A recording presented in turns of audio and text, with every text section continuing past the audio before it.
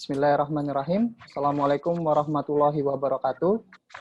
Saya ucapkan terima kasih banyak kepada rekan-rekan, saudara-saudara, Bapak Ibu yang sudah berkenan hadir dalam acara ini. Kita kali ini akan mengadakan webinar tentang ngobrol di rumah aja. Temanya adalah bahaya psikosomatis menjaga kesehatan mental di tengah wabah COVID-19. Dengan pembicara Kak Rahma Fitrah, MC, psikolog. Ya. Saya akan bacakan sedikit ya tentang CV beliau gitu biar nggak penasaran. Sebentar.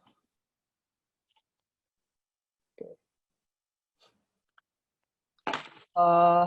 Nama beliau adalah Rahma Fitrah Dewarna, lahirnya di Tarakan, agamanya Islam. Pendidikan beliau alamatnya adalah di Tarakan Timur ya. Tadi kita lihat ada audiens juga dari Tarakan. Pendidikan beliau S1 adalah jurusan Psikologi Universitas Muhammadiyah Malang. Kemudian langsung dilanjutkan oleh beliau S2 di universitas yang sama untuk Magister Psikologi Profesi. Jadi Bapak Ibu sekalian, psikologi itu dibagi menjadi dua ya. Ada psikologi science, ada psikologi profesi. Kalau psikologi science itu gelarnya MSI, tapi kalau psikologi profesi itu adalah psikolog MC dan psikolog. Kemudian pembicara beliau juga pernah menjadi tester asesmen anak berkebutuhan khusus di Diknas Pasuruan, kemudian menjadi fasilitator dalam kegiatan intervensi kelompok bertema Ensuring Mental Health at Work, kemudian juga pernah menjadi, sampai saat ini ya, menjadi konsultan tumbuh kembang anak di PAUD Jenius Tarakan. Cukup menarik profiling beliau. Insya Allah akan sangat berkompeten untuk menyampaikan hal ini di tengah kondisi kita saat ini yang seakan-akan dramatis gitu ya. Banyak membaca berita-berita buruk, kemudian kita sangat kurang sekali asupan berita positif, semua seperti kondisinya mencekam gitu kan, apakah berpengaruh pada mental kita, kemudian juga apakah berpengaruh nantinya kepada kesehatan fisik kita yang hubungan dengan mental juga. Oke, langsung saja saya sapa Kak Rahma Fitrah. Assalamualaikum. Waalaikumsalam warahmatullahi. Oke, dengar ya suara saya di sini ya? Sangat jelas ya? Jelas, Baik. kedengaran. Baik, sekarang ini domisili di mana? Di Tarakan atau di Malang? Saya posisi sekarang masih di Malang karena ada beberapa proyek yang harus diselesaikan dulu. Alhamdulillah. Berarti sendirian ya ini di Malang ya? Maksudnya orang tua semua di Tarakan? Iya, keluarga di Tarakan. Keluarga di Tarakan ya? Iya. Oke. Tapi masih ada teman untuk diskusi di sana atau? Oh, masih ya, masih belum iya. pada pulang semua ya? Iya, masih. Oke, di Malang sendiri gimana kondisinya sekarang? Apakah lockdown atau seperti apa atau ada pembatasan? Ya pasti ya sama seperti kota-kota yang zona merah pada umumnya, pasti social distancing pasti. Kebanyakan sih memang aktivitasnya menjadi terbatas ya jam-jamnya, misalnya jam 8 malam itu udah sepi seperti itu. Walaupun kelihatannya masih, kalau siang itu masih ada yang beraktivitas lah di luar. Tapi lebih sepi seperti itu. Oke. Ini yang domisilinya dekat sama UMM nggak? Kan UMM itu kan juga dekat sama pariwisata ya? Iya. Itu juga terdampak gitu, sepi sekali di sana. Oh iya, sepi sekali di sini. Berarti semua sektor memang terdampak ya sekarang ini. Iya, benar. Oke, terus kita langsung gimana? Iya, terus kayak aktivitas tambahan sih kayak setiap hari pasti ada kayak penyemprotan disinfektan lah ya dari kebijakan RT RW masing-masing seperti itu. Oke, berarti kita sekarang ini langsung masuk saja untuk menghemat waktu. Iya. Bapak Ibu sekalian, sesi kita kali ini mungkin akan sedikit berbeda ya dengan sesi-sesi sebelumnya yang mungkin Bapak Ibu pernah ikuti. Jadi webinar kita kali ini lebih interaktif. Bapak Ibu silakan langsung bertanya jika ingin ada pertanyaan. Nanti dari moderator kami akan mengatur jalannya acara. Jadi bukan kita seminar dulu kemudian bertanya, tidak. Jadi ketika moderator, ketika pembicara menerangkan, Bapak Ibu ada yang kurang paham bisa langsung ditanyakan. Nanti kami akan mengatur. Baik, Kak Raffi, akan saya ajukan beberapa pertanyaan ya untuk membicarakan tema ini, untuk memberikan mukadimah. Jadi pertanyaan dasar sebenarnya, apa sih sebenarnya psikosomatis itu gitu, dan mengapa psikosomatis itu bisa terjadi? Silakan. Oke, di sini saya Bismillahirrahmanirrahim. Di sini saya akan mulai ya untuk menjelaskan apa sih sebenarnya psikosomatis dan kenapa kita perlu untuk mewaspadai kondisi-kondisi mental yang agar tidak terkena psikosomatis seperti itu. Nah, kita tahu bahwa kondisi berada di tengah kondisi wabah corona ini adalah sebuah stresor. Stresor itu adalah hal-hal, situasi atau keadaan yang menjadi penyebab stres. Kita tahu wabah corona ini semua aspek itu menjadi penyebab stresnya, seperti informasinya, bahayanya, ancamannya, krisis-krisisnya, itu semua menjadi stresor di kehidupan kita. Wabah ini tidak bisa dianggap sepele ya, karena kehidupan kita itu kesehatan itu nomor satu. Nah, jadi tentunya ketika wabah ini datang dan sebelum wabah ini datang bisa kita deteksi bahwa stresor itu menjadi lebih besar, kondisi stres kita atau cemas kita itu menjadi lebih besar seperti itu. Nah, lalu biasanya dalam kondisi stres itu akan ditindaklanjuti oleh perasaan cemas juga. Nah, ketika individu itu merasa cemas, maka akan ada mekanisme pertahanan diri dari tubuhnya seperti reaksi-reaksi fisik yang memunculkan semacam alarm seperti itu. Nah, kadang-kadang ketidakmampuan seseorang dalam mengolah stres itu memunculkan ketidakstabilan kayak gitu, ketidakstabilan reaksi tubuh. Nah, misalnya seperti ini. Uh, Contohnya adalah kecemasan yang tidak dapat diolah dengan baik itu akan memunculkan reaksi fisik yang sakit karena pikiran. Nah, itu yang kita kenal dengan psikosomatis. Psikosomatis itu apa sih? Psikosomatis itu berasal dari kata psiko dan somatis. Nah, jadi psiko itu adalah psikis atau mental, somatis itu adalah tubuh. Jadi psikosomatis adalah faktor psikologis yang mempengaruhi kondisi fisik. Jadi adalah reaksi sakit yang dirasakan oleh tubuh yang merujuk pada ciri-ciri penyakit tertentu itu diakibatkan oleh pikiran atau stres atau kecemasan yang berlebihan. Nah, adapun ciri-ciri keluhan psikosomatis itu beragam, mulai dari psikosomatis yang menyerang kulit, otot dan tulang, saluran pernafasan, jantung dan pembuluh darah, seperti reaksi-reaksinya misalnya pusing, mual dan muntah, kesemutan, gatal-gatal, demam, sesak nafas, lesu, dan sebagainya. Kenapa mengolah stres di dalam kondisi wabah corona ini sangat penting ya? Karena kita tahu bahwa kondisi yang sedang kita hadapi ini sudah cukup membuat kita butuh stabil. Tetapi ketika kita secara pribadi tidak mampu melakukan kontrol, maka akan muncul kepanikan-kepanikan di masyarakat. Seperti itu. Atau kita menjadi tidak fokus melakukan tindakan apa yang harus kita tangani saat ini, terus kita malah sibuk takut tentang hal-hal yang akan terjadi di depan, misalnya seperti itu. Nah, kenapa psikosomatis itu ketika tidak ditangani, itu menjadi berbahaya, ya karena yang satu menularkan kepanikan di masyarakat, terus yang kedua, ya membuat kewalahan tenaga medis. Misalnya orang yang tidak sakit itu menjadi datang ke rumah sakit dan minta prioritas untuk ditangani. Oh, oke. Saya ulangin. Jadi kenapa sih misalnya ketika psikosomatis itu tidak ditangani itu menjadi memunculkan kepanikan ya atau menularkan kepanikan di masyarakat. Terus yang kedua, tentunya akan menjadikan kewalahan pihak medis dalam penanganannya karena mereka akan menangani orang-orang panik yang dan menjadi menyampingkan penanganan prioritas terhadap pasien COVID positif seperti itu. Terus yang ketiga adalah yang seperti kita lihat terjadinya upaya antisipasi yang berlebihan. Misalnya ya kita lihat panic buying yang sangat berlebihan ya sehingga krisis APD terjadi di mana-mana, krisis bahan makanan dan sebagainya. Seperti itu. Nah, jadi intinya psikosomatis itu adalah gejala sakit tapi tidak sakit, atau sakit fisik karena pikiran, atau kalau kita hubungkan dengan fenomena corona, ini adalah corona tapi tidak corona. Seperti itu. Oke, jadi ini sebenarnya justru akan lebih bahaya ya, dalam arti gini, ketika kita sebenarnya cuma mengidap, psikosomatis itu penyakit bukan sih sebenarnya, kalau kita boleh bilang?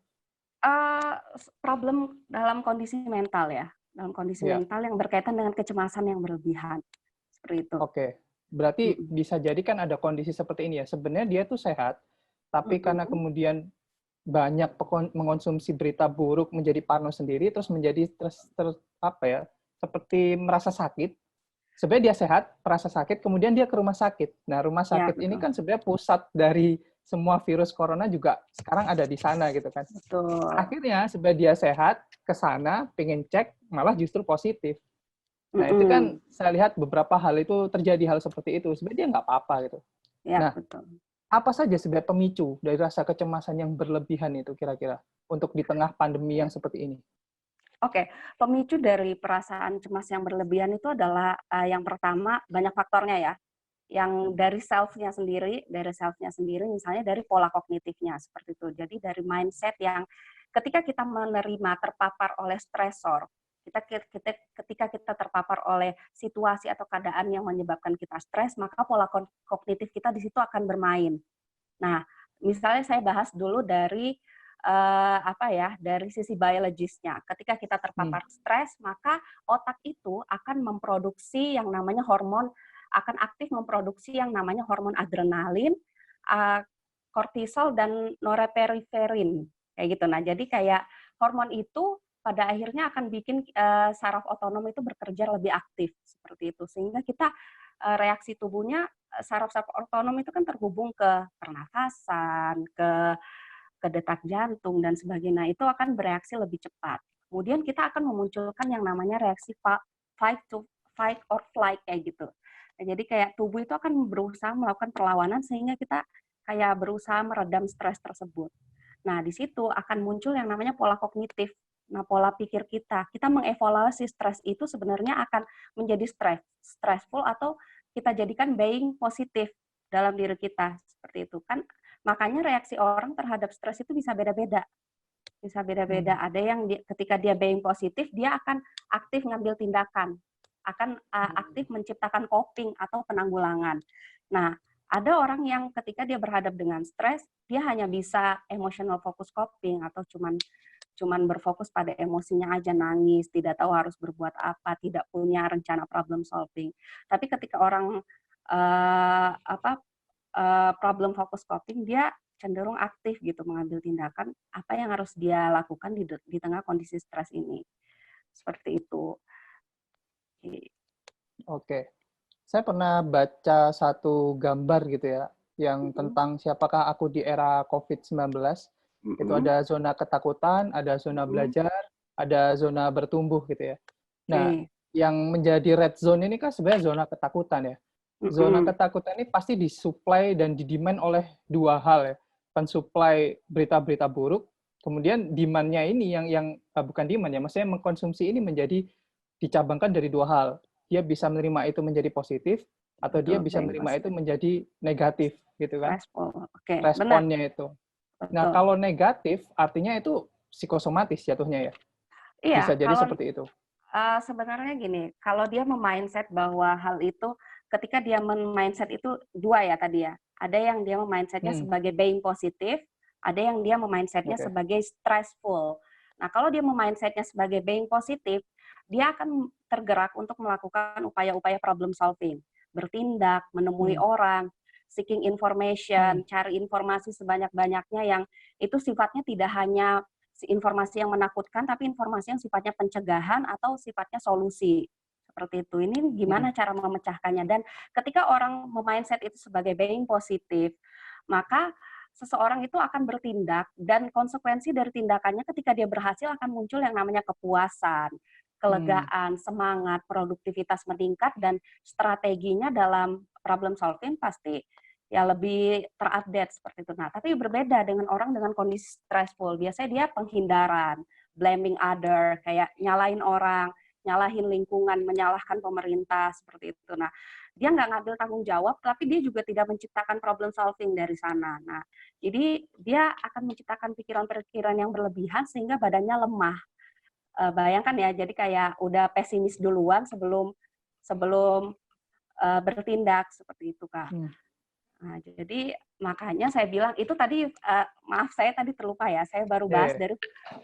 dari biologisnya ya, reaksi biologisnya seperti itu, fisiologisnya begitu. Hmm, Nah, reaksi kedua adalah personality. Nah, personality setiap orang itu kan terbentuk dari proses belajar, tumbuh kembangnya seperti apa, pola asuhnya, atau proses internalisasi nilai-nilai yang dia pelajari dari agamanya kah, dari proses aktivitas interaksi dengan orang-orang di sekitarnya kah itu, atau dari proses baca buku dan belajar sebagainya. Nah, ketika seseorang itu punya personality yang cenderung paranoid, cenderung gampang stres atau dependency, dia gak terlalu tergantung sama orang lain. Nah, bisa dipastikan dia lebih rawan untuk terkena psikosomatis atau terserang oleh cemas yang berlebihan dalam situasi terpapar stresor di tengah corona ini, kayak gitu. Nah, terus yang ketiga adalah faktor lingkungan. Tadi kita udah bahas dari Biologis, psikologis ya. biologisnya, psikologis, dan ada lagi yang namanya faktor lingkungan. Nah, lingkungan ini adalah faktor yang sifatnya sosial ya, pasangan, orang-orang di sekitar, pola pikir masyarakat atau budaya di sekitar tuh sangat mempengaruhi reaksi-reaksi cemas yang ada di sekitar. Misalnya nih, akan berbeda di dalam satu rumah, pasangan yang dia saling support atau saling mengingatkan dan saling mengapresiasi upaya penanggulangan corona. Misalnya mereka akan saling mengingatkan mencuci tangan dan sebagainya, terus saling mengapresiasi, sama yang tipe pasangan yang remeh-temeh. Jadi misalnya cuma istri aja yang proaktif untuk pencegahan, melakukan upaya-upaya keselamatan diri, tapi si suami ya kerjanya cuma ini meremehkan atau acuh tak acuh, atau ya udah, itu akan menimbulkan stres tersendiri. Atau lingkungan-lingkungan yang menimbulkan stigma-stigma bahwa corona tidak bisa disembuhkan, corona itu adalah kutukan dan sebagainya, itu dikelilingi dengan orang yang dengan informasi menakut-nakuti seperti itu, tentunya akan bikin stres jadi makin tinggi gitu. Ini sih, ada nggak sih istilah buat, jadi kan gini, kalau kita lihat grup-grup WhatsApp, itu kan berita tuh sangat banyak yang tidak valid ya, berselebaran di mana-mana itu, kemudian tidak ada yang bisa kita ambil siapa yang bertanggung jawab atas memproduksi berita itu, yang menebar ketakutan gitu. Tapi memang ada orang yang sukanya itu memproduksi demikian gitu loh. Nah, itu sebenarnya orang yang apa sih, disebut apa orang yang tipikal seperti itu? Sebenarnya edukasi tentang corona ini bisa datang, semua orang pengen jadi reporter ya. Ya iya, mungkin benar. Ya, semua orang jadi ingin yang paling pertama memberitahukan, misalnya di sekitar rumahnya, tetangga, dia selalu pengen nge-share yang pertama, kayak gitu ya. Mungkin kita tidak bisa judgmental ya, mungkin ada kebutuhan-kebutuhan untuk diakui seperti itu, diakui seperti itu. Kayak dorongan-dorongan need, ya setiap orang punya need dalam alam bawah sadarnya, dan ya mungkin need itu muncul gitu di tengah kondisi ini. Corona. Tapi dia nggak tahu bahwa siapa yang mengkonsumsi itu dan bagaimana responnya, dia nggak tahu kan? Betul, makanya itu masuk Kak. Makanya Kak, itu masuk di salah satu tips nanti agar kita itu bisa saling menjaga kesehatan mental di tengah kondisi corona, yaitu saring sebelum sharing. Jadi oke, benar, itu poin ya yang saya buka di pembahasan kita karena nyambung ya. Oke, jadi penting banget ya untuk menggarisbawahi bahwa kita adalah orang yang seeking information-nya kencang gitu misalnya, terus atau pengen ter-up to date, atau orang yang punya kemampuan persuasif yang baik misalnya. Kita memanfaatkan itu untuk ngasih info, tapi kita pikir lagi, tidak semua orang dalam grup keluarga itu, misalnya di grup WA atau grup kantor, itu punya kondisi emosi yang stabil. Jadi kayak kalau kita empati, kita pasti akan saring dulu, informasi ini penting nggak sih? Oke, mungkin secara teks akan memberikan informasi baru, tapi apakah kita bertanggung jawab sama pembacanya, kayak gitu? Apakah dia setelah baca ini makin cemas, makin nggak bisa tidur, kesehatannya menurun? Itu tuh harus benar-benar kita pertimbangkan ya. Saring sebelum sharing lah, filter penting. Oke, kita coba ke partisipan dulu ya. Barangkali memang sudah ada impuls-impuls pertanyaan yang memang mau ditanyakan. Silakan. Kalau yang mau live, mungkin bisa raise your hand ya. Di situ ada di kiri bawah layar Bapak Ibu sekalian. Ada? Oke, sepertinya belum ada. Kita lanjutin dulu ya. Tertulis, Pak Yoga. Oh ya, ada di Q&A ya, di tertulis ya? Ya. Oke, ini dari Ibu Feni Mufidatus Safanah ya. Lalu bagaimana menyeimbangkan antara peraturan, misalnya kan sekarang COVID-19 keparahannya cukup tinggi. dan banyak yang Oke. tidak patuh, namun juga tidak menimbulkan ketakutan. Bagaimana implementasi terutama untuk anak muda dan orang tua? Implementasi ya, untuk agar ketakutan itu tidak semakin hebat ya? Ya. Oke. Sebenarnya yang poinnya yang dari tadi kita bahas ini adalah gimana, akarnya itulah gimana kita mengelola stres itu ya, Kak. Jadi kalau, ketika stres itu sebenarnya efeknya nggak selalu buruk kok. Stres itu kan kayak efeknya baik ya.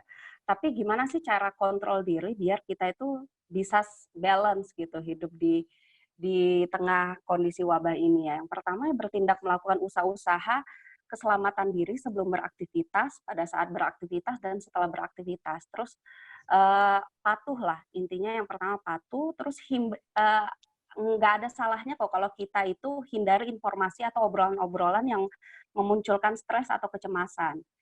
Terus penting sih untuk mempelajari informasi-informasi yang sifatnya tidak hanya peringatan saja, tetapi ke pencegahan dan solusi kayak gitu. Terus cari informasi-informasi yang sifatnya harapan itu penting sih. Cari informasi Hmm. yang sifatnya harapan. Jadi kayak oke lah, kita dapat informasi yang sifatnya mungkin penambahan jumlah pasien apa segala, tapi di sisi lain kan tetap ada ya kayak upaya-upaya positif yang dilakukan oleh pemerintah sejauh ini misalnya, atau aksi-aksi sosial yang sudah gencar dilakukan oleh teman-teman kita di masyarakat Indonesia. Terus upaya-upaya kekompakan masyarakat atau kesembuhan informasi-informasi tersebut kan pada akhirnya bikin kita optimis dan ya udah kita juga berpeluang kok untuk kalaupun kita udah terserang sakitnya, kita juga punya peluang untuk sembuh. Jadi kayak terus hati-hati sama stigma masyarakat ya seperti itu. Terus ya itu seperti yang saya bilang tadi, saring sebelum sharing, penting banget filternya itu. Terus yang bikin seseorang itu makin hebat psikosomatisnya atau kecemasannya adalah ketika seseorang itu terlalu berfokus pada hal-hal yang belum terjadi atau ketakutan-ketakutan yang itu belum tentu terjadi. Nah, ketika dia sibuk memikirkan ketakutan-ketakutan yang belum terjadi, dia jadi tidak fokus sama apa yang harus dia lakukan di tengah kondisi ini. Terus ya, poinnya adalah fokus sama apa yang harus dilakukan pada saat ini dan sharing atau ceritakan perasaan yang kita rasakan kayak gitu biasanya. Makanya saya bilang tadi personality yang cenderung tertutup itu lebih rawan ya untuk mengalami atau menderita kecemasan. Yang hebat itu makanya dalam kondisi mengalami kecemasan itu penting banget untuk sharing atau cerita ke orang lain. Dan berpikir positif sih, pasti berpikir Ya. positif. Pasti. Oke, ini ada pertanyaan dari Pak Winarno. Mungkin Pak Winarno mau secara live untuk menyampaikan? Saya persilakan ya Pak Winarno. Boleh, boleh.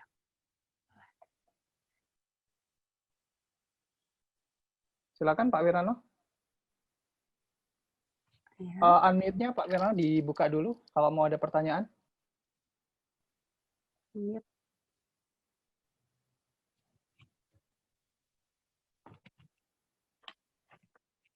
Halo. Ya, halo, silakan Pak Wirano. Sudah masuk? Iya, Masuk, sudah Pak. masuk. Oh, baik. Boleh bertanya, Pak? Assalamualaikum warahmatullahi wabarakatuh. Waalaikumsalam. Menarik sekali apa yang didiskusikan pada siang hari ini tentang kecemasan yang berlebihan. Yang ingin saya perlu penjelasan lebih jelas adalah apakah kecemasan ini bisa dijadikan sebagai hal yang positif untuk mencapai sebuah prestasi mungkin atau untuk mencegah penyakit begitu. Oh. Jadi mungkin itu yang pertama. Yang kedua, dalam suasana seperti ini kontrol agar kecemasan tidak berlebihan itu sebaiknya seperti apa yang paling utama itu. Okay. Terima kasih, mungkin aja Pak. Baik. Okay. Langsung aja Kak Rama. Oke, jadi gini, sebenarnya dalam situasi stres yang saya bilang tadi, apakah bisa dirubah ke efek yang positif? Ya, seperti yang saya katakan tadi, stres itu tidak selalunya buruk. Dia itu bisa jadi titik acuan untuk kedua hal. Efeknya itu bisa sifatnya eustress atau distress. Efek dari stres itu bisa eustress atau distress. eustress adalah efek positif yang dimunculkan setelah seseorang terpapar atau menyelesaikan sebuah stres seperti itu. Nah, biasanya dalam suatu kondisi stres itu biasanya orang kan memainkan pola kognitifnya. Oke, situasi stres ini sesuai nggak sama batas kemampuanku? Terus apa yang bisa dimulai dari pertanyaan-pertanyaannya? Apa yang bisa aku lakukan? Siapa yang aku libatkan? Bagaimana cara melakukannya? Dan kapan ini harus aku hadapi? Dalam jangka waktu berapa lama ini harus selesai? Jadi seperti yang saya bilang tadi, itu tergantung ke bagaimana coping atau penanggulangan yang dibangun oleh seseorang dari mindset-nya itu. Nah, ketika dia mindset seperti itu, terus apakah dia cenderung orang yang problem focus coping atau emotional focus coping? Nah, kalau dia tipenya yang problem focus coping, dia pasti akan cenderung aktif bertindak, cenderung cari informasi yang sifatnya menyelesaikan stres, terus cenderung melakukan tindakan-tindakan terkoneksi dengan orang lain gitu. Jadi dia nggak memaksa dirinya untuk menyelesaikan stres ini sendiri, tapi dia berkolaborasi dengan lingkungannya atau terkoneksi dan dia punya target untuk melakukan pencapaian secara emosional, misalnya kepuasan, semangat, produktivitas dan sebagainya. Itu sih efeknya ke eustress yang saya bilang tadi. Terus pertanyaan yang kedua tadi apa ya? Mohon maaf. Bentar. Apakah bisa menjadi positif itu tadi ya? Iya, apakah bisa menjadi positif? Oke, pertanyaan kedua Pak Wirano mungkin bisa diulang? Oh ya, pertanyaan kedua terkait dengan situasinya sekarang. Ini fokus utama supaya kecemasan itu tidak menjadi berlebihan itu bagaimana? Sementara berita itu kan berseliweran. Oke. Mungkin itu Fokus utamanya adalah kita sangat dituntut di kondisi ini adalah untuk melakukan kontrol diri yang cukup kuat ya. Nah, di dalam aspek-aspek kontrol diri itu ada namanya kontrol kognitif, kontrol emosional, dan kontrol lingkungan. Seperti itu. Makanya kecemasan itu adalah yang paling pas untuk dijelaskan dengan konsep biopsikososial. Nah, jadi dari sisi fisiologis kita nggak boleh mengabaikan, yang pasti ya kita make sure kalau kita sudah konsumsi makanan yang aman, yang sehat, yang menunjang imunitas. Terus yang kedua, lakukan mental distancing. Misalnya ya bukan cuman ini ya, physical distancing ya. Kayaknya penting nih yang namanya mental distancing. Jadi kayak Oke, saya lanjutkan. Mental distancing di sini adalah kita melakukan upaya-upaya yang membatasi kontak dengan hal-hal yang memperburuk kondisi mental kita di tengah wabah corona. Pokoknya hal-hal yang membuat kita makin panik, makin cemas, makin parno, itu tuh harus kita sedikit demi sedikit batasin. Nah, kita nggak harus kok mengkonsumsi berita-berita tentang corona ini 24 jam per hari. Boleh, kita sudah mulai melakukan kontrol diri untuk membatasi itu, misalnya ya cuma 1 jam per hari atau 2 jam per hari. Terus yang kedua, hindari obrolan-obrolan yang sifatnya toksik. Atau ketika bubar dari obrolan itu kita pasti takut, kita pasti rasa cemas. Nah, kita perlu asertif nih untuk tegas nolak untuk ya udah nggak usah ngomongin yang sifatnya obrolan dan sifatnya toksik seperti itu. Terus yang ketiga itu bangun pikiran-pikiran yang memunculkan harapan positif. Misalnya dari kondisi ini sebenarnya ada hikmah apa sih sebenarnya? Misalnya kayak oke, mungkin sebelum corona saya terlalu sibuk di rumah, misalnya pikiran-pikiran yang self-talk yang sifatnya positif misalnya. Oke, mungkin ini sebagai cara untuk bikin komunikasi lebih intens dengan pasangan, lebih empati untuk mengobservasi pasangan di rumah, kesibukannya seperti apa. Terus lebih empati menemani anak belajar. Jadi kayak munculkan pikiran-pikiran di tengah kondisi stresor di mana rencanakan titik-titik balik di mana kita mendewasa di kondisi-kondisi yang stres ini. Seperti itu, mendewasa secara sikap atau mendewasa secara emosi. Terus lakukan hal-hal yang menyenangkan yang memancing munculnya hormon bahagia. Seperti itu misalnya olahraga, musik atau terus ngaji misalnya atau ya pemaknaan masak dan sebagainya. Terus lakukan sharing dengan anggota keluarga misalnya. Itu sih biasanya. Oke, bagaimana Pak Wirano? Sudah jelas? Oke, sudah jelas ya. Ya. Jadi kita lanjutkan ke pertanyaan Pak Omar Karis ya. Jadi Pak Omar Karis ini sepertinya agak gampang ya untuk mendefinisikan tuh gini. Jadi apakah kita itu perlu takut untuk membuat waspada atau kita itu justru optimis tapi malah jadi kurang kewaspadaan gitu. Apakah ini related atau memang bisa dipisah? Maksudnya apakah kita Jadi kita itu sebenarnya perlu untuk membuat satu ketakutan dalam diri kita agar kita waspada, atau kadang kalau kita optimis itu malah jadi kurang waspada gitu. Jadi kurang kayak apa ya? Ya menggampangkan kayak gitu. Jadi mana yang lebih baik gitu sebenarnya? Oh, oke. Jadi tergantung pola pikir yang kita munculkan ya sebenarnya. Jadi kita pikir kalau kita lebih banyak berkutat pada kewaspadaan, reaksi emosional apa yang cenderung muncul? Apakah kita menjadi cenderung takut? Apakah apakah ketika kita sangat waspada, sesuatu yang berlebihan itu konsepnya gini, psikologi itu selalu membicarakan sesuatu tema atau suatu pilihan tindakan itu dari dua mata sisi, dari dua sisi. Kalau waspada tuh pasti baik, kalau optimis tuh pasti baik. Terlalu optimis tidak baik, terlalu waspada tidak baik. Jadi kayak porsinya emang benar-benar harus kita atur seperti itu. Kewaspadaan itu baik, karena pada akhirnya itu menjadikan cara kita untuk menciptakan opsi-opsi tindakan yang menjaga diri kita, melakukan protecting ke diri kita. Nah, optimis itu bikin kita jadi apa ya? Jadi berpikir positif tentang tergerak gitu, tergerak bersemangat untuk bertindak. Jadi saya rasa pelajari ketika kita cenderung memunculkan kewaspadaan, biasanya itu ditindaklanjuti oleh emosi apa. Kalau emosinya menjadi merugikan orang sekitar, misalnya gara-gara kita waspada, dikit-dikit kita marah, dikit-dikit anak nyentuh ini marah, terus dikit-dikit pasangan ngajak ngobrol marah, ngajak belanja ke pasar marah loh. Itu kewaspadaannya berarti kita berlebihan kayak gitu. Atau apa-apa pengen kita beli biar kita aman. Tidur kita nggak bisa gara-gara waspada, itu kan nggak baik juga ya. Nah, atau kalau kita terlalu optimis, ya boleh. Optimis itu juga harus realistis ya. Kadang-kadang orang optimis itu terlalu yakin sehingga dia sifatnya remeh-temeh, saya setuju. Nah, itu yang ekstrem, optimisnya terlalu ekstrem juga tidak boleh. Jadi, letakkan itu secara objektif dan realistis sih saya bilang. Kalau trik dari saya adalah ketika kita mempelajari, kita mindset itu harus waspada, harus optimis, kita pelajari emosi kita biasanya ditindaklanjuti dengan apa. Kalau kita waspada, emosi kita gimana, kalau kita optimis, emosi kita gimana. Dan berhati-hati dengan itu, gitu sih saya.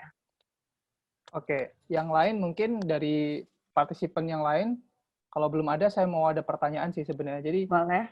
Tadi kan ya dominasi grup WA terutama keluarga lah ya, grup WA keluarga yang isinya para orang tua gitu kan ya.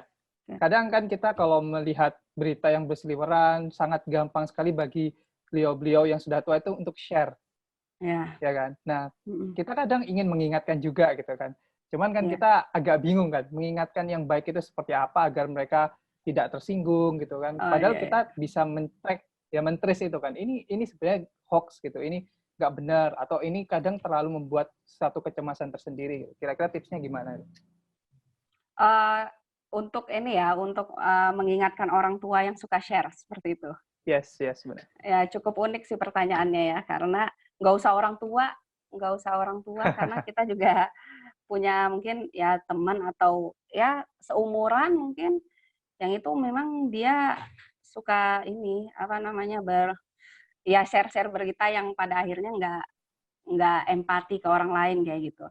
Kalau saya sih mungkin kalau kita masih bisa melakukan, sebenarnya kita lihat dulu sih motivasinya. Kita juga pahami orang tua ini sebenarnya motivasinya apa sih dalam kondisi dia tuh share.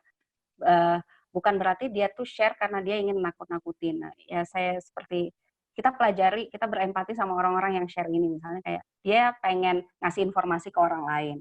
Nah, mungkin bisa kita, kalau orangnya memungkinkan secara kognitif untuk diajak diskusi dua arah, lakukanlah diskusi dua arah dengan orang tersebut. Misalnya kayak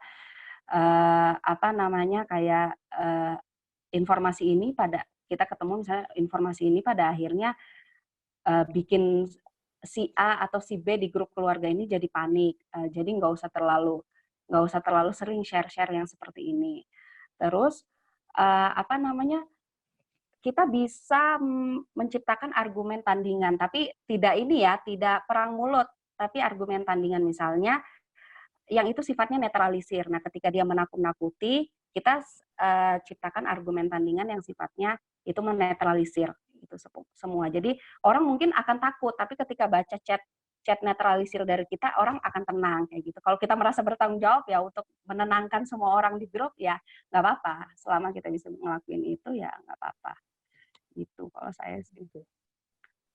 Pelajari motivasinya. Yang lain barangkali ada yang mau ditanyakan lagi, silakan. Kalau mau live, bertanya secara live, silakan raise your hand. Logonya ada di kiri bawah ya, yaitu itu diklik, nanti dari kami akan mengarahkan untuk diizinkan menyampaikan pertanyaan.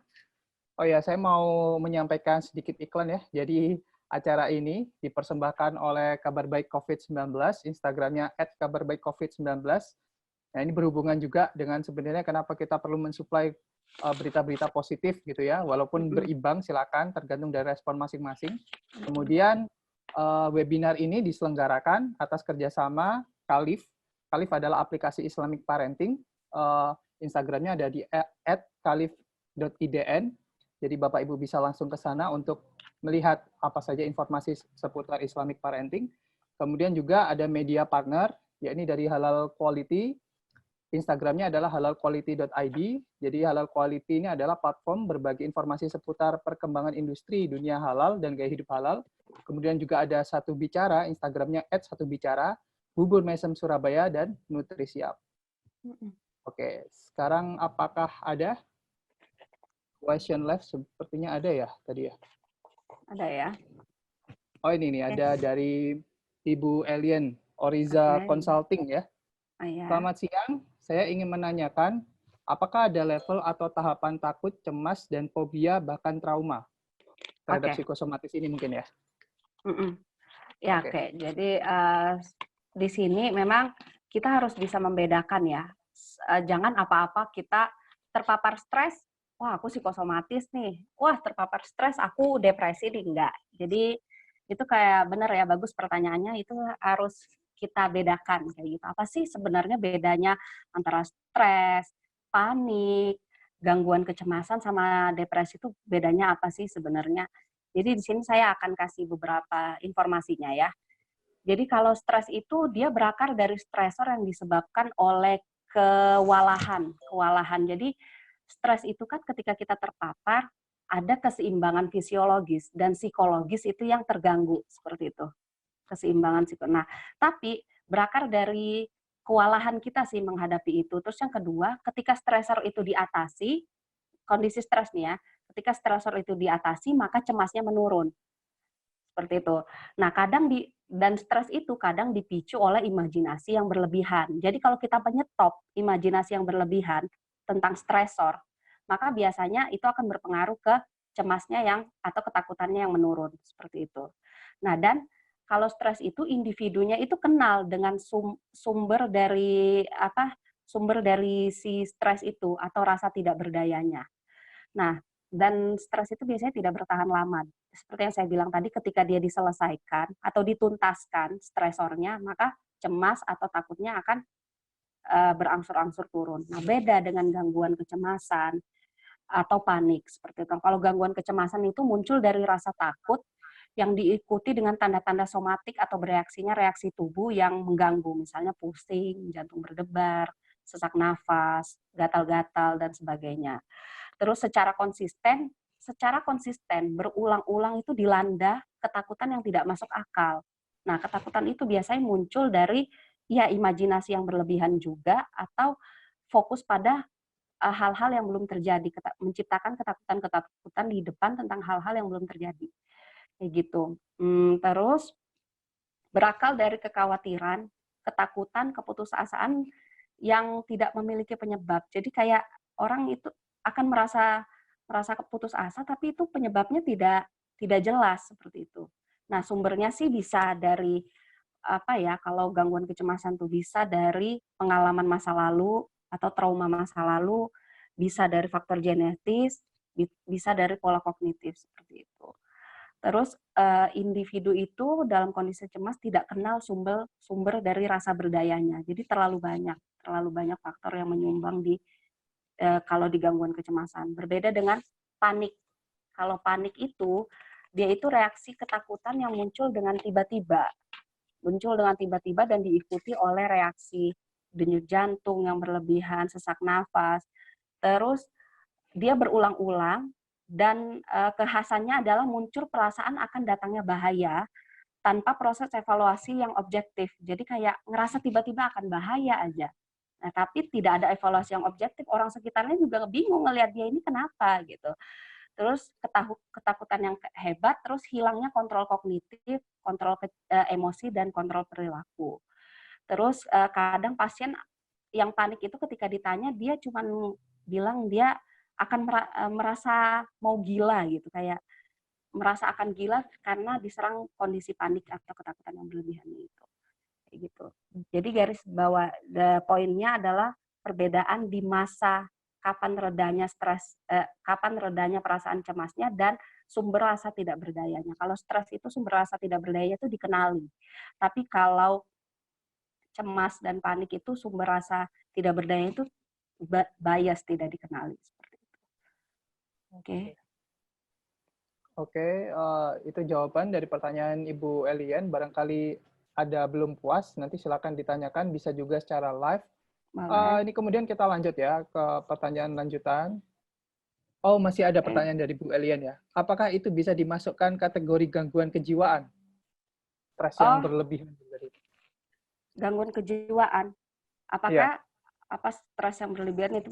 Oh tidak, maksudnya untuk melakukan sebuah diagnosa itu ada proses yang asesmen yang cukup panjang ya, seperti itu, dan itu memang benar detail agar tidak terjadi self diagnose seperti itu. Jadi memang ada beberapa pengenalan terhadap permasalahannya dulu, terus ada instrumen yang digunakan.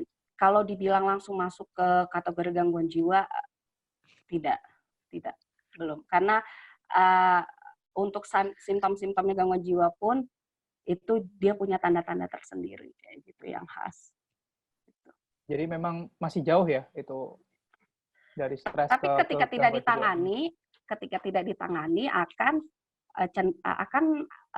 semakin memburuk kondisinya dan bisa beresiko ke sana seperti itu. Nanti kan tahapannya misalnya dia stres, terus cemas, terus dia panik, terus nanti dia mengalami depresi. Nah, depresi yang tidak tertangani itu biasanya mengarahnya ke sana kayak gitu, gangguan kejiwaan. Dan itu ada simptom yang itu khas ya kalau di gangguan kejiwaan seperti halusinasi, waham dan sebagainya. Nah, sekarang gini sih, Vi. Saya melihatnya itu kan yang tadi dibahas ada ketidakberdayaan itu ya. Katakanlah memang kita tidak berharap ya. Nanti katakanlah semua beberapa kota itu melakukan PSBB sama seperti di Jakarta sekarang. Ya, itu kan kemudian masyarakat memang yang pekerja harian, pekerja informal, itu kan dia harus berhenti ya, Vi. Benar. Artinya di situ kan dia juga ada ketertekanan mental sendiri ya. Ini kita bahasnya tentang COVID ya. Wabah COVID-19. Betul. Dia pasti akan merasa sangat tidak berdaya kan. Saya keluar ini nggak bisa cari nafkah gitu kan. Nah, itu langkah apa yang bisa dilakukan setidaknya di lingkungan sekitar kita lah, atau kita ingin berbuat itu apa langkah yang terbaik untuk mengantisipasi itu? Kita sebagai orang yang mengalami itu atau orang sekitarnya? Kita sebagai orang sekitarnya. Pertama mungkin orang yang mengalami itu ya. Kemudian yang kedua mungkin kita sebagai melihat itu di tetangga kita atau lingkungan sekitar kita. Oke, kalau sebagai orang yang melihat ya, sebagai orang yang mengalami ya, pasti yang tadi itu pola kognitif kita atau evaluasi kita terhadap situasi stresornya itu memang sangat-sangat dituntut ya. Pasti butuh yang namanya kewarasan untuk melihat ini semua ini seperti apa sih harusnya, kayak ya yang pertama saya nggak tahu ya apa yang saya berikan ini akan berefek. Saya tahu mungkin nggak berefek ke semua orang, mungkin ya bisa lah dijadikan masukan bahwa susun skala prioritas secara realistis. Misalnya dalam kondisi ini dalam kondisi ini misalnya skala prioritasnya apa dulu nih, misal bagi si pelaku ya, bagi si pelaku pola kognitifnya harus bekerja. Misalnya kalau dia cuma meratap saja, misalnya emotional focus coping aja, kayak meratap aja itu dia harus memunculkan mindset bahwa itu tidak menyelesaikan masalah. Ya sesedikit apapun hasil yang dia dapat ketika dia harus bekerja, dia tetap harus bertindak kayak gitu. Kayak terus yang kedua, susun skala prioritas tindakan apa yang paling penting. Misalnya nafkah ini untuk beli perabotan rumah atau untuk makan dulu nih di dalam kondisi sekarang ini, ya udah susun skala prioritas. Ketika dia berpikir bahwa ya udah nafkah ini sesedikit-sedikitnya, misalnya dia ada rencana renovasi rumah di bulan April misalnya. Ya udah itu harus apakah itu disingkirkan dulu gitu, terus karena penghasilannya hanya cukup buat makan, ya udah realistis ngelihat itu. Terus yang kedua, berpikirlah bahwa kondisi ini tidak hanya dia yang mengalami, tidak hanya kita sendiri gitu, satu-satunya makhluk di bumi yang mengalami ini. Jadi kayak ini tuh dialami oleh semua orang gitu, semua kalangan kayak gitu, mau dia mampu atau tidak mampu, itu semuanya mengalami. Jadi dengan menciptakan pikiran tersebut kita merasa kita nggak sendiri seperti itu. Terus berfokus ke tindakan sih sebenarnya, karena kalau kita pikir kalau kita cuma meratap dan bersedih kayak gitu, itu tidak bisa, dan kita butuh kewarasan dan kesehatan fisik untuk tetap bisa ya menafkahi keluarga dan sebagainya kayak gitu. Dan ini sih terbuka untuk meminta, misalnya meminta bantuan ke orang sekitar seperti itu. Dan karena memendam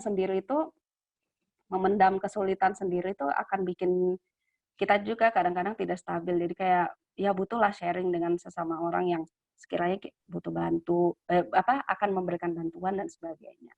Kalau kita ya terus pertanyaan yang kedua ya, kita sebagai orang yang di lingkungan gitu, ketika menghadapi orang dengan apa tadi, dengan kondisi ini dengan ya, ketidakberdayaan ya. Iya, benar. Ya, oke, dengan kondisi ketidakberdayaan adalah yang pertama munculkan empati lah ya pastinya, munculkan empati, terus buka obrolan-obrolan yang itu membangun harapan. Misalnya ketika kita tahu bahwa orangnya cukup agamis, ya udah kita bisa melakukan pendekatan itu secara spiritual. Misalnya melakukan pemaknaan-pemaknaan yang sifatnya spiritual. Misalnya seseorang itu nggak akan diuji di luar batas kemampuannya dia, misalnya, atau ini tuh ujian untuk bikin kita mikir sebenarnya hikmah apa sih yang paling kita bisa dapetin, atau sharing-sharing lah, misalnya sejauh misalnya 1-2 bulan ini kita sudah kena peraturan baru, beradaptasi dengan peraturan baru nih, Bapak sudah dapat apa? Maksudnya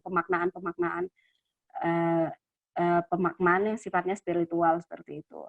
Atau ya berempatilah untuk tidak memberikan informasi yang sifatnya menakuti. Aduh Pak, ini akan lagi diperpanjang, Bapak akan makin susah nyari uang kayak gitu. Atau lakukan tindakan yang aktif, misalnya dia butuh uang, ya udah kita pinjemin semampunya.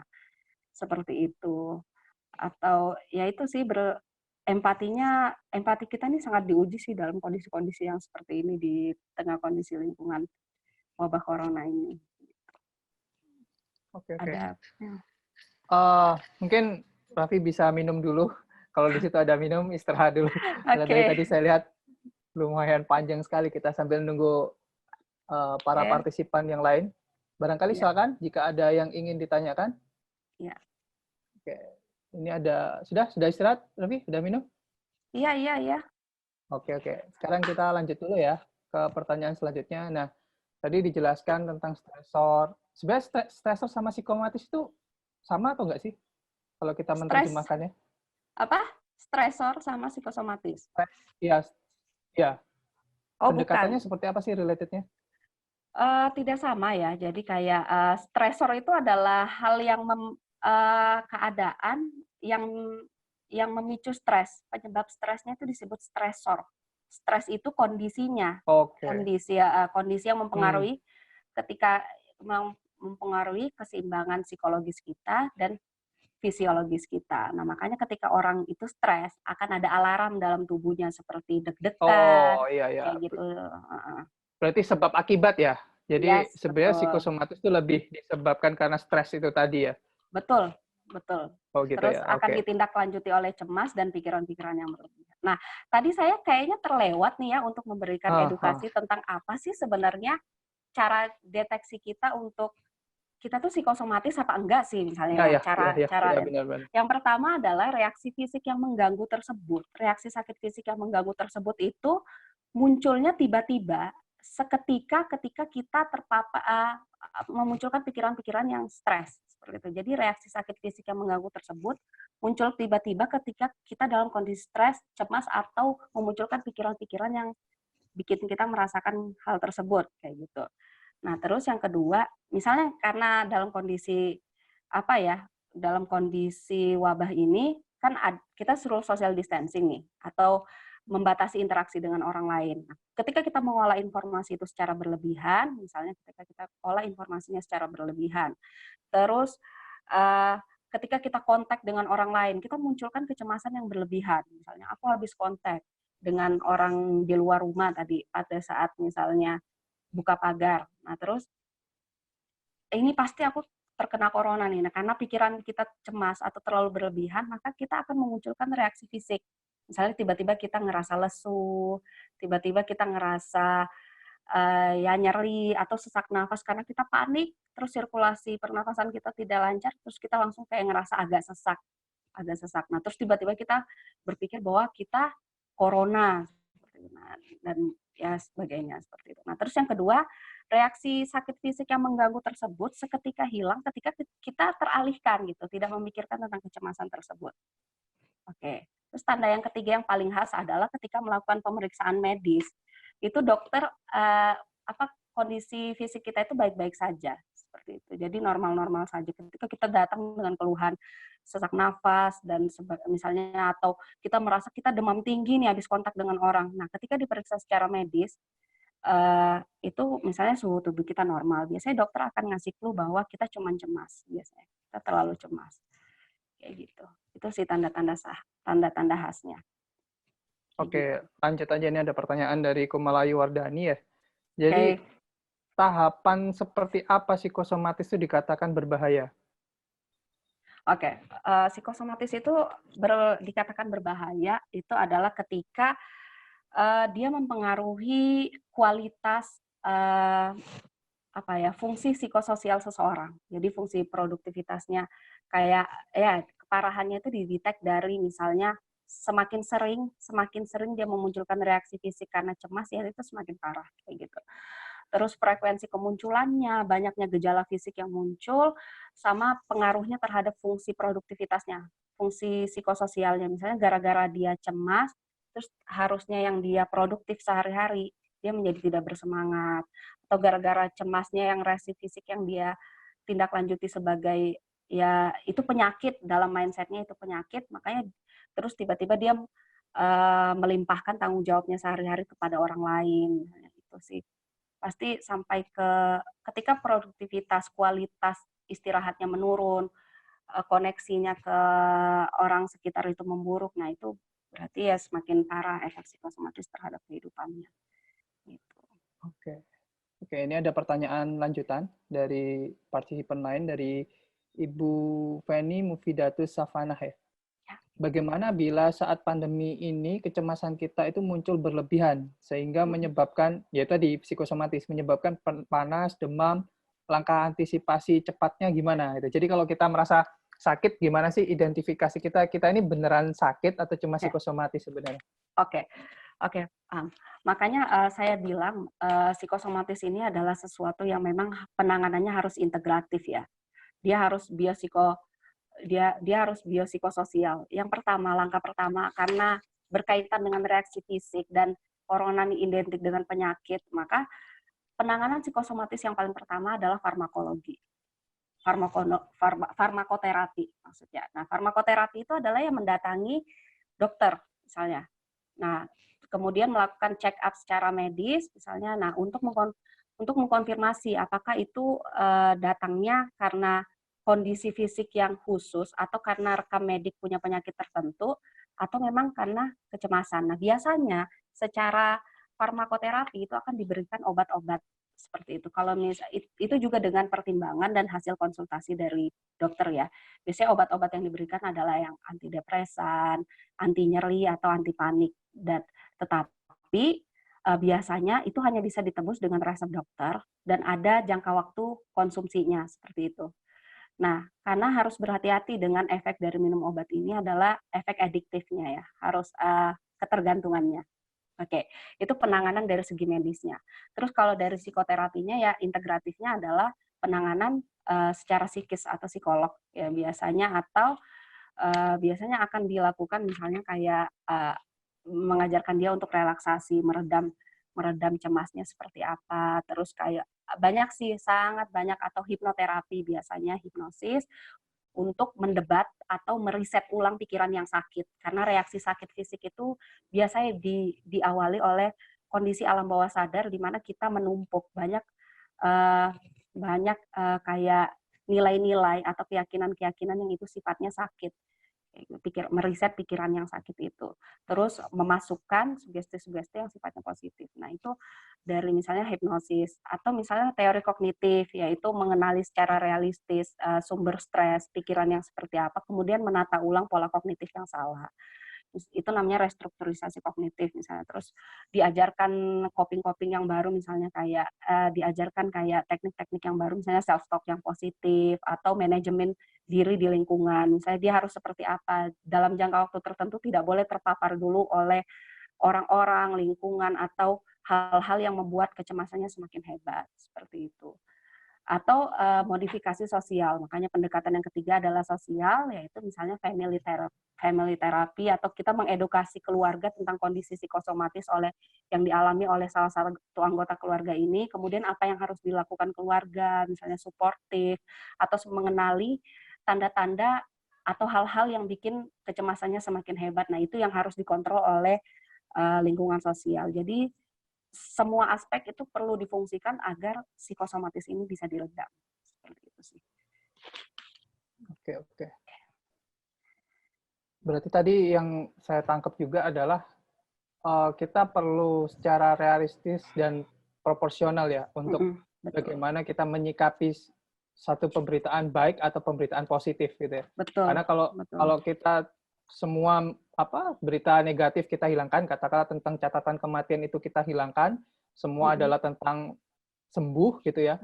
Artinya itu menjadi nggak rasional ya. Betul. Jadi berpikir positifnya terlalu nggak rasional, akibatnya yaitu menggampangkan, menganggap bahwa ini bukan masalah, itu justru menjadi masalah baru ya. Benar. Jadi tetap harus proporsional aja, itu lebih baik ya. Karena saya memang melihat ya, ya ini lagi-lagi kita kan terbatas informasinya, kita hanya bisa mengonsumsi dari berita media gitu. Yeah. Saya melihat di Wuhan itu memang dia tidak pernah membicarakan tentang kematian, gitu. Salah satu kuncinya itu. Jadi yang mereka beritakan adalah tentang bagaimana orang ini sembuh, kemudian orang yang sembuh itu terus meningkat. Gitu. Yeah. Tapi memang di sana dibarengi dengan kebijakan, yakni lockdown. Betul. Ya kan, artinya memang sudah dikunci gitu, orang udah nggak bisa kemana-mana, penularan memang sudah benar-benar dihambat. Tapi kemudian karena di dalam rumah terus, yang disuplai adalah pemberitaan positif. Nah, kalau kita kan berbeda, ya. Kalau Indonesia kan berbeda, tetap boleh beraktivitas, tapi itu kemudian kita harus secara proporsional. Oke, yang lain mungkin ada yang mau ditanyakan, Bapak Ibu sekalian? Oh iya, terus ada ini sih, Vi. Saya sendiri juga kadang ngerasain ya, dari yang awalnya itu kita bisa beraktivitas keluar kayak gimana-gimana gitu ya. Kemudian kita diminta untuk WFH gitu kan. Ya. Nah, WFH ini kan kalau buat orang yang aktif, buat orang yang di lapangan lah intinya, itu kan menjenuhkan sekali ya. Benar. Artinya bahwa kita jadi terbatasi, kita jadi nggak bisa ngapa-ngapain, kita nggak bisa beraktivitas lebih produktif istilahnya kan gitu. Walaupun tetap bisa produktif, cuman sangat terbatasi. Nah, itu kadang menimbulkan satu mental block tersendiri gitu kan. Iya, benar. Itu gimana kira-kira antisipasi langkahnya agar tidak terjadi seperti itu? Oh ya, oke. Antisipasinya pasti kayaknya semua orang baik dia misalnya introvert atau ekstrovert, atau baik dia kaum rebahan atau dia kaum aktif, rasanya semua akan masuk di fase bosan kayak gitu. Nah, kita harus memindset bahwa kondisi ini adalah satu kondisi yang bikin kita beradaptasi secara kognitif, secara emosi, secara rutinitas. Karena merubah banyak aspek memodifikasi banyak aspek menuntut kita untuk memodifikasi banyak aspek di kehidupan kita. Ya kan? Setuju ya? Oke. Jadi yang pertama sih berpikir bahwa kalau saya juga merasakan hal tersebut, kayak berpikir bahwa saya ngerasain ini nggak sendiri. Terus kadang-kadang kita tuh yang kedua pengorbanan yang kita lakukan, terus kayak berkutat dengan rasa bosan karena di WFH terus, itu tuh sebenarnya adalah sebuah kontribusi sebenarnya untuk bikin ini semua cepat selesai. Jadi kayak ya realistis lah, memunculkan pemikiran-pemikiran yang realistis itu sangat penting di kondisi sekarang ini. Terus ketika kita ingin berkontribusi ya patuh kayak gitu, karena semua orang bekerja pada porsinya. Medis di rumah sakit, pemerintah membuat peraturan, ya kita ya tugasnya ya patuh kayak gitu. Terus jadi agen kesehatan mental untuk diri sendiri dan lingkungan. Kayak kalau belum bisa buat lingkungan ya jadi agen kesehatan mental untuk diri kita sendiri, agen kesehatan fisik dan mental ya untuk diri kita sendiri. Terus yang keempat, kalaupun harus bekerja di rumah, kadang-kadang kan anak yang masih balita itu tidak mengerti ya. Lihat mama papanya di rumah ya taunya ini weekend. Kayak gitu ya, taunya ini mama papa bisa diajak main, diajak nonton, dipinjem handphonenya kayak gitu. Sedangkan itu semua dipakai kerja. Saya paham karena teman-teman saya juga cerita tentang itu. Oke, jadi misalnya kita lakukan namanya self control yang saya bilang tadi, ciptakan pikiran realistis, bahwa munculkan emosi positif, bahwa di tengah berkutatnya saya dengan kondisi stres nih ada kontribusi positif di sana kayak gitu. Jadi kita nggak ngerasa susah-susah terus kayak gitu. Terus yang ketiga, lakukan manajemen terhadap lingkungan, waktu, dan tata laksana diri kita lah di pekerjaan itu. Misalnya ya pertama susun skala prioritas, dua susun skala prioritas, misalnya pekerjaan ini harus selesai di jam berapa, dan kita harus kayak kenal ritme kita sendiri bahwa oh kita nih ternyaman ngerjain ini di jam berapa kayak gitu. Karena setiap orang ketika melakukan self management itu bukan berarti yang yang bangun pagi dan jam 6 kerja adalah dia yang ritmenya paling bagus, self control paling bagus. Enggak. Tentukan jam di mana kita paling mood, kenali mood apa yang membangun mood kita, dan pada jam berapa kita paling mood untuk ngerjain itu. Kayak gitu. Terus ciptakan situasi yang itu bikin kita semangat sih untuk kerja. Misalnya kalaupun harus kerja dengan seragam, ya udah pakai seragam aja pagi-pagi. Kayak gitu. Jadi kayak ada tanggung jawab, kayak ya modifikasi-modifikasi yang harus kita lakukan di diri kita sendiri dan di lingkungan. Harus kreatif sih. Keadaan stresor ini menuntut kita kreatif dan banyak-banyak sabar sih memang ya. Terus kayak ya kalau memang dalam satu kondisi ruangan itu anak tidak bisa mengerti, ya udah bikin satu ruangan yang bikin kita ketika masuk ruangan tersebut kita ngerasa bahwa ya udah ada etika kantor di sini misalnya, atau ada timing di mana saya harus selesai deadline jam berapa kayak gitu. Yang keempat itu ya bangun partner. Jadi jangan menanggung semua kesusahan itu sendiri kayak gitu. Punya pasangan kan, punya teman kan, atau punya anak misalnya 2, si kakak udah besar, namanya berbagilah. Di sini saatnya kita berbagi partner. Misalnya papa lagi kerja, kamu jaga adik dari jam segini sampai ini. Bikin kesepakatan itu, jadi kita nggak nanggung semuanya sendiri kayak gitu. Misalnya istri nyuci jam sekian, ya udah kita kerjakan dulu, nanti gantian. Ya bangun partner yang baik gitulah, membangun partner yang baik. Sebenarnya setelah yang kelima ya mindful dengan semuanya. Mindful adalah ketika kita sadar, terus menikmati semua apa yang kita lakukan. Jadi ya suka nggak suka harus dinikmati. Jadi misalnya mulai dari yang kita makan, kita tuh harus mindful. Mulai dari aktivitas yang kita pilih, kita harus mindfulness gitu. Kayak ya udah makan ini, kita tahu manfaatnya, kita happy ngelakuinnya misalnya kayak gitu. Terus aktivitas ini ketika aku selesaikan, stresku atau kecemasanku akan sedikit demi sedikit menurun kayak gitu. Dan ciptakan self talk yang sifatnya positif sih. Lakukan pemaknaan yang itu juga arahnya misalnya ke spiritual misalnya kayak gitu. Ke nilai-nilai agama, dan ya udah. Dan challenge diri kita untuk mendewasa di dalam kondisi stres ini. Aku sebenarnya dalam kondisi ini nih lagi challenge diriku untuk lebih apa sih, lebih sabarkah, lebih. Nanti kita akan evaluasi itu bersama pasangan, bersama anak, dan kita akan lihat penilaian-penilaian mereka seperti itu sih. Itu sih yang bikin kita jadi lebih waras aja di dalam kondisi ini menurut saya. Oke. Intinya tetap menjaga kewarasan itu ya. Benar. Iya, itu menarik banget ya kalau kita bicara tentang psikologi itu. Kita tuh ngerasa menjadi dua orang yang berbeda. Bisa iya kan? Jadi kita harus bisa memahami siapa yang kita ajak bicara, tapi di sisi lain kita juga harus memahami diri kita sendiri, bagaimana cara kita menyampaikan, bagaimana cara kita mendengar gitu. Betul. Oke. Ini menarik gitu ya. Ada lagi Bapak Ibu kira-kira yang mau disampaikan? Kami masih akan tunggu. Oke, saya kemudian akan sampaikan lagi bahwa kegiatan ini diselenggarakan oleh Kabar Baik COVID-19. Bisa di-follow Instagramnya di Kabar Baik COVID-19. Kemudian webinar ini difasilitasi oleh Khalif, aplikasi Islamic Parenting. Bisa di-follow di khalif.idn. Kemudian media partner ada Halal Quality. Instagramnya ada di halalquality.id. Platform berbagi informasi seputar perkembangan industri halal dan gaya hidup halal. Kemudian ada Satu Bicara, yakni media informasi, Instagramnya ada di Satu Bicara. Kemudian ada Bubur Mesem Surabaya dan Nutrisiap. Segala pendapatan dari acara ini, insya Allah akan kita donasikan dalam bentuk apapun yang dibutuhkan oleh tenaga medis, tenaga kesehatan, dan masyarakat yang membutuhkan akibat terdampak dari virus corona. Oh iya, Bapak Ibu sekalian, mungkin setelah kegiatan ini juga kami akan kembali mengadakan ya tentang bagaimana menyiapkan nutrisi terbaik untuk keluarga dalam menghadapi COVID-19 ini. Tadi kita sudah bicara tentang psikologis, dan kemudian nanti next kita akan bicara tentang biologisnya. Bagaimana cara mempersiapkan nutrisi agar imun kita tidak ambruk, tidak jatuh. Gitu ya. Oke. Berarti tadi saya mau balik lagi ke psikosomatis, kita nggak bisa ya secara mandiri mengidentifikasi bahwa sebenarnya saya ini cuma psikosomatis, bukan sakit beneran gitu, nggak bisa ya?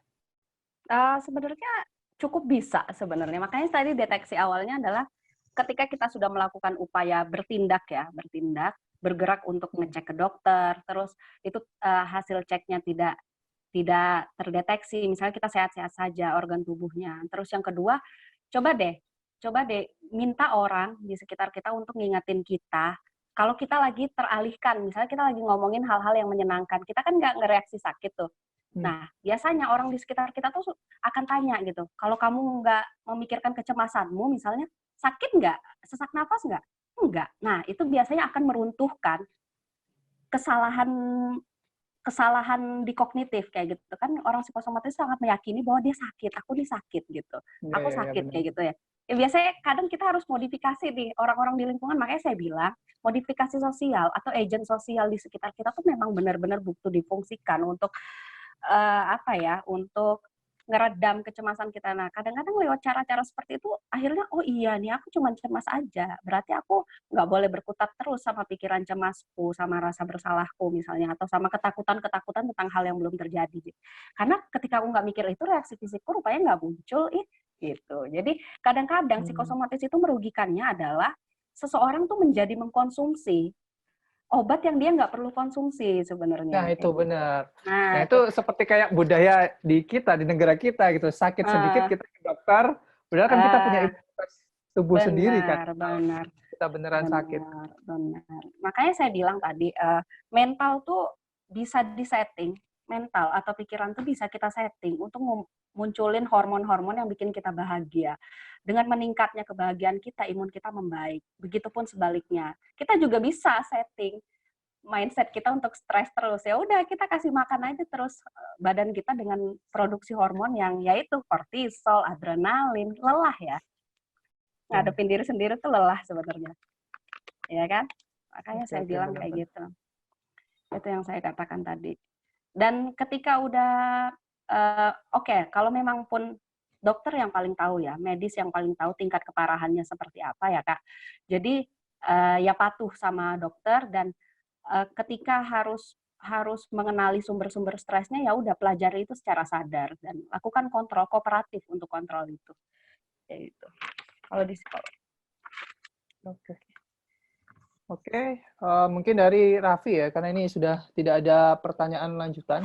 Saya lihat sudah cukup menyimak dengan baik teman-teman dari partisipan lainnya.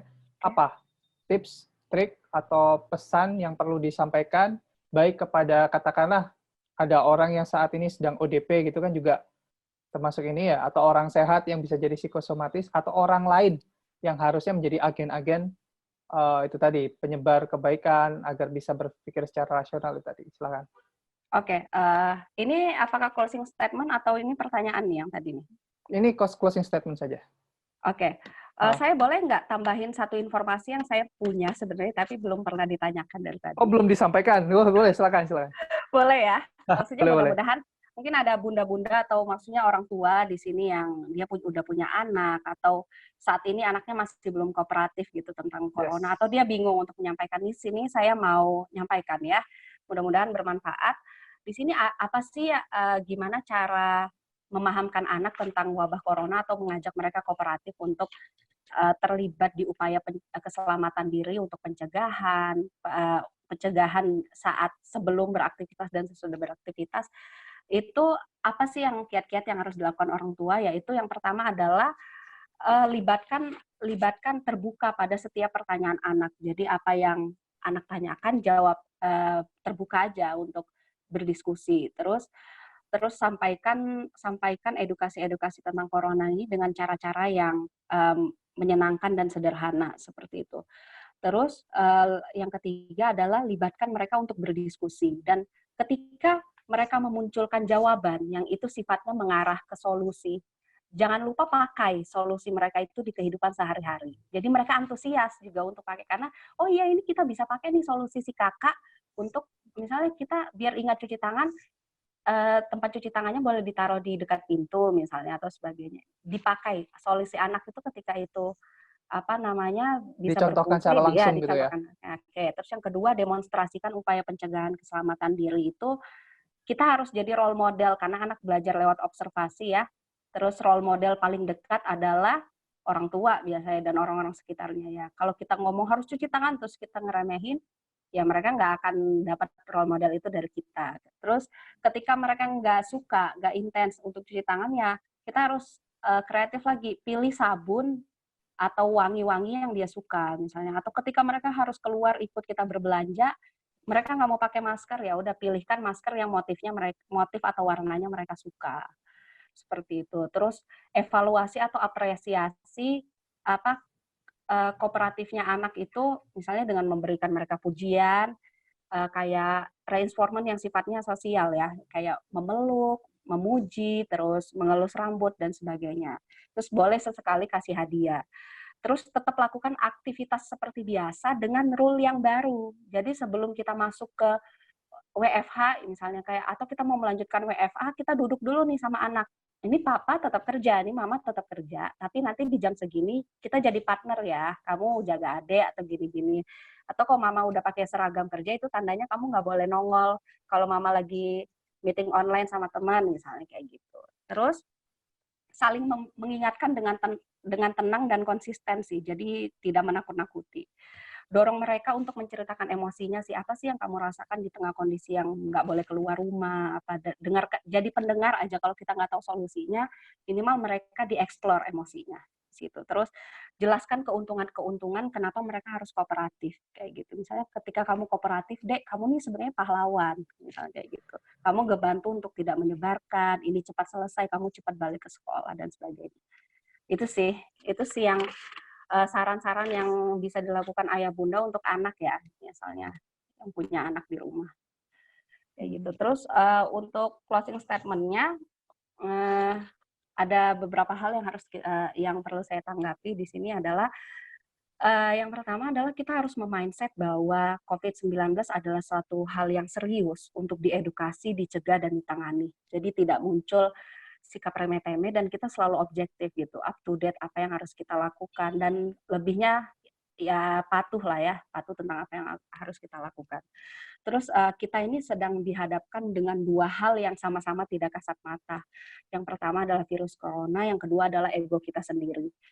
Ya kan? Jadi gimana caranya kita perang dengan virus corona ini adalah dengan yang ngejaga kesehatan, terus gimana cara kita menjaga kewarasan itu terkait dengan gimana kita mengarahkan ego kita. Kalau kita terlalu berlebihan, misalnya terlalu berlebihan melakukan upaya antisipasi, kita pikirkan lagi dampak-dampaknya, ya bisa ke krisis, bisa ke kepanikan yang kita tularkan ke orang lain, bisa ke kualitas harian kita, produktivitas kita yang menurun kayak gitu. Terus kesehatan fisik dan mental di sini adalah sama-sama pentingnya ya. Makanya saya bilang kalau kita mengasup kesehatan fisik, kesehatan mental kita juga harus tetap bahagia, kita tetap harus optimis melakukan apa yang bisa kita lakukan pada saat ini. Terus lakukan semua aktivitas dengan mindful dan jadikan semua kondisi stres ini challenge diri kita untuk bisa mendewasa secara kognitif, secara emosi, dan secara perilaku. Terus aktifkan empati sebisa yang kita bisa, semampu yang kita bisa. Terus empati terhadap orang-orang sekitar kita, lingkungan. Jadi kita lebih bisa kontrol perilaku kayak gitu dan tidak bertindak egois. Terus jadi agen kesehatan mental untuk diri sendiri dan orang lain. Terus masa-masa ini pada akhirnya sih membuat kita menyadari bahwa harta yang paling berharga itu bukanlah uang yang banyak, bukanlah pekerjaan yang jabatannya tinggi, tapi ya yang penting adalah kesehatan mental dan kesehatan fisik. Itu adalah harta yang paling berharga di tengah, kita semakin menyadari itu sih, harusnya di tengah kondisi ini. Jadi kewarasan menghadapi situasi dan kooperatif menunjang kesehatan fisik itu adalah upaya yang kooperatif untuk harus kita lakukan di tengah kondisi yang seperti ini. Itu. Oke, sepakat. Ya, dengan corona ini kan kita menjadi belajar banyak hal ya, sesuatu hal yang tidak pernah kita alami sebelumnya. Kita diuji dengan banyak hal, ekonomi semua di restart, kita dikembalikan lagi ke rumah untuk melihat kondisi dan situasi bagaimana rumah, kita bisa merespon itu. Kemudian juga dari sisi lingkungan juga banyak berubah gitu kan. Tapi nanti kemudian akan ada muncul pertanyaan baru gitu. Apakah kita akan melakukan hal yang sama setelah corona ini berakhir? Apakah kita akan kembali ke sesuatu hal yang normal yang kita lakukan sebelum corona itu terjadi? Nah, mungkin ini akan menjadi pembahasan yang lebih dalam lagi di segmen yang lain ya. Saya ucapkan banyak terima kasih kepada Kak Rahma Fitra, Kak Raffi atas semua penjelasannya yang Masya Allah luar biasa. Kita bisa mendapatkan berbagai perspektif insightful yang luar biasa, yang mudah-mudahan ini bermanfaat dan bisa kita terapkan. Gitu ya. Kita coba internalisasi diri, kemudian kita terapkan dalam bentuk tindakan yang itu benar-benar bisa bermanfaat oleh banyak orang. Saya ucapkan juga terima kasih kepada seluruh partisipan yang sudah bergabung dalam acara webinar kali ini. Donasi yang mungkin itu kecil buat sebagian orang, tapi buat orang yang lain itu cukup besar sekali dan sangat berarti. Kami saat ini juga sedang mendata kebutuhan rumah sakit dan luar biasa, Bapak Ibu, sekedar info saja, saat ini rumah sakit di Surabaya dan Sidoarjo benar-benar sangat membutuhkan masker N95. Masker ini benar-benar sampai sekarang ini susah dicari. Jadi benar-benar langka, mungkin Bapak Ibu punya kenalan dan sebagainya, bisa langsung disumbangkan juga ke rumah sakit yang menjadi rujukan pemerintah untuk menangani COVID-19. Kami juga sangat miris sekali mendapatkan curhatan dari banyak dokter dan perawat saat ini. Ini benar-benar kondisi yang membuat nurani dan rasa sosial kita naik luar biasa. Ini harusnya benar-benar memukul kita semua untuk saling berempati, membuka empati seluas-luasnya. Itu yang kadang kalah dengan ego kita. Begitu ya, Kak Raffi ya? Betul, betul. Ya, baik, terima kasih. Saya akan tutup acara ini dengan bacaan Alhamdulillah, Alhamdulillahirabbil alamin. Semoga kita bisa bertemu di kesempatan berikutnya dan dalam kondisi yang lebih baik, dalam kondisi semua sehat walafiat. Terima kasih. Wassalamualaikum warahmatullahi wabarakatuh. Waalaikumsalam warahmatullahi wabarakatuh.